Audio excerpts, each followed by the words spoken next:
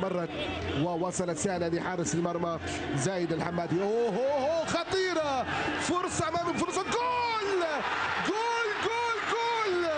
علي مدن تطور ليذهب بالبرتقالي إلى موضع ومكان سليم وجميل مع انطلاقة هذا الدور، دور الذهاب إلى الخطوة ما قبل الأخيرة. يضع الكرة علي مدن في المرمى مسجلا الهدف الأول للبرتقاليون. هدف جميل بخطأ واضح كان من حارس المرمى زايد الحمادي.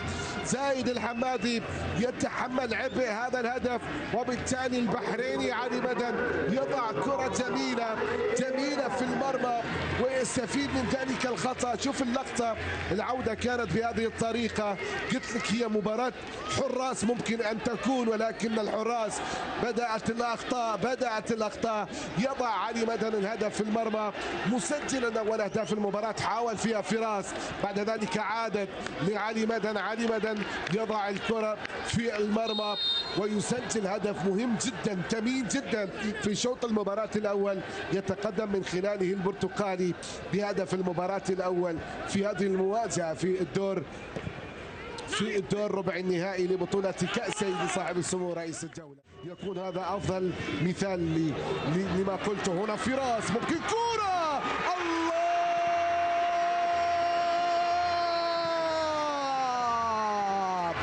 هدفهم في بطولة الكأس، يسدد ويسجل ويرفع الراس.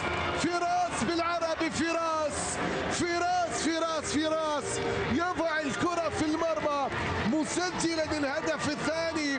مسجل هدف جميل جدا يليق بهذه المرحلة، يليق بهذه البطولة.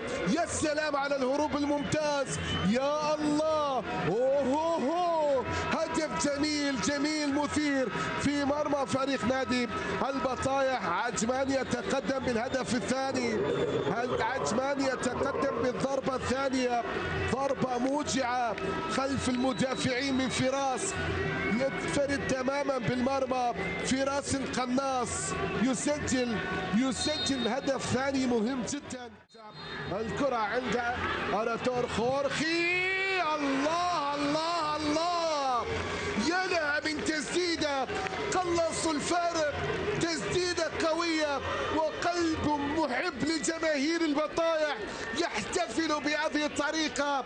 البطايح يا إلهي، تسديدة صاروخية، تسديدة لا يمكن أن ترد، تسديدة يستفيد منها خورخي، يضعها في المرمى مسجلا هدف تقليص الفارق.